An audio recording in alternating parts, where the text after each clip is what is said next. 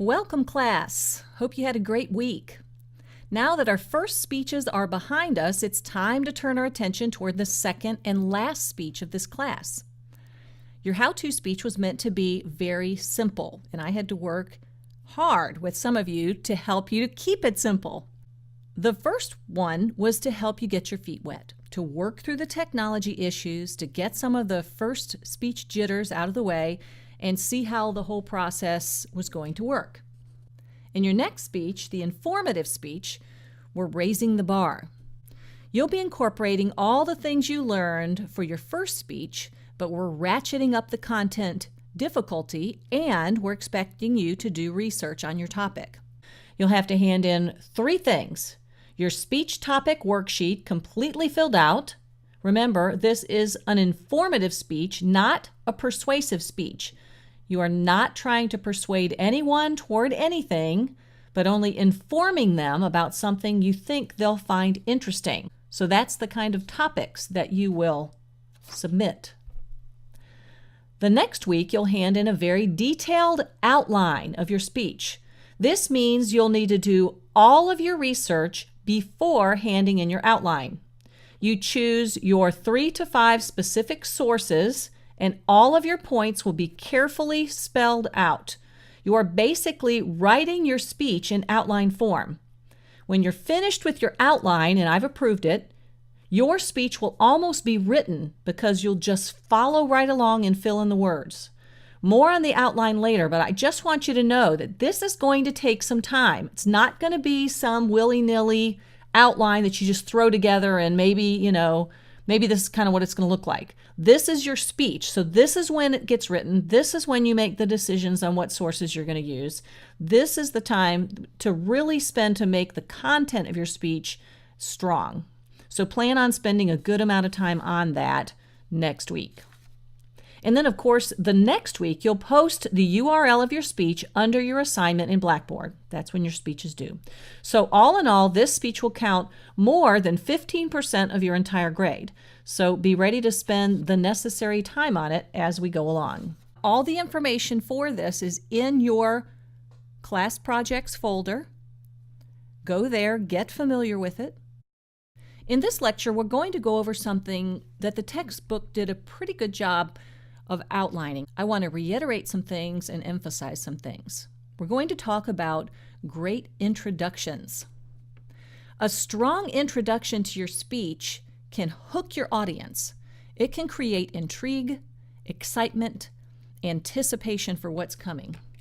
But what you often don't think about is that a great opening has benefits to you, the speaker, as well. It's your chance to establish rapport with your audience, to show them who's in charge, and that you have no intention of boring them. It's a chance for you to make that good first impression, and you can build confidence off of that. You can build a strong speech on the foundation of your introduction, so it's important for you as well. One of the main things to remember when you're doing an introduction is don't be boring. Just keep in mind that you don't want the first thing that comes out of your mouth to be mundane. You want to make people think, this is going to be interesting. Tell me more.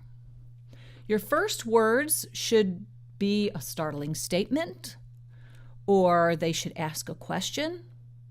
You could tell a little story, use an interesting quote, or tell a joke. Any of these kinds of things that you think might help hook people in to what you're going to talk about. Then you're going to include the audience. Let them know that you know who they are and why they're at this event. Make them feel a part of your speech.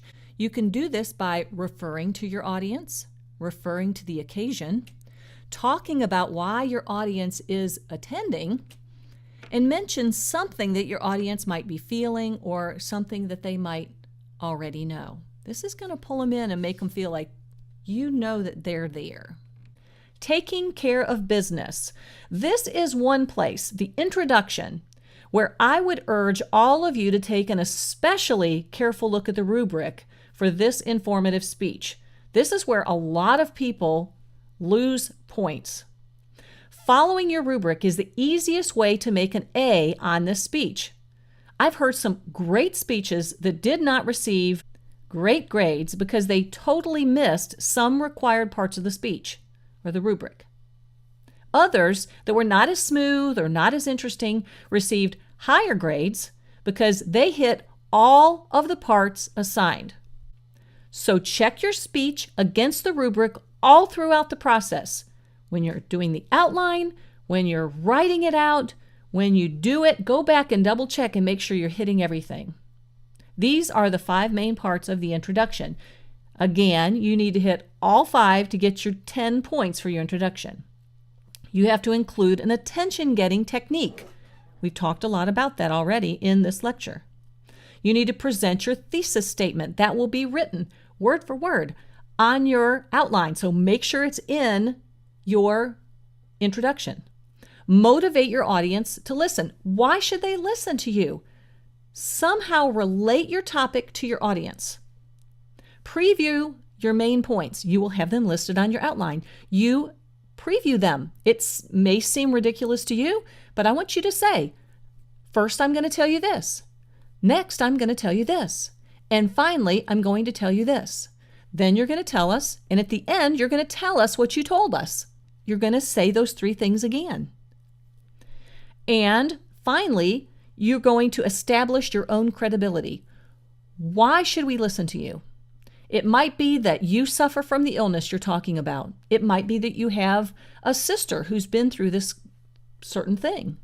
It may be that you've done a lot of research on it. It just may be that.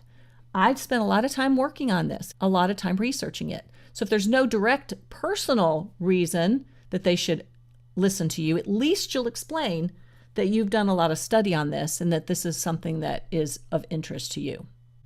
And lastly, this is going to be a very short lecture. Some of you have asked for examples. One of my favorite examples came in class, and of course the camera malfunctioned, so I can't show it to you. But it was a young girl who was a first-generation American, and she was doing a speech on Nazi occupation in Jewish homes in Nazi Germany. She started her speech, stood up there, looked at the audience, all was quiet, and she knocked on the podium, and she said something quickly in German. And what she was saying was, "Open the door."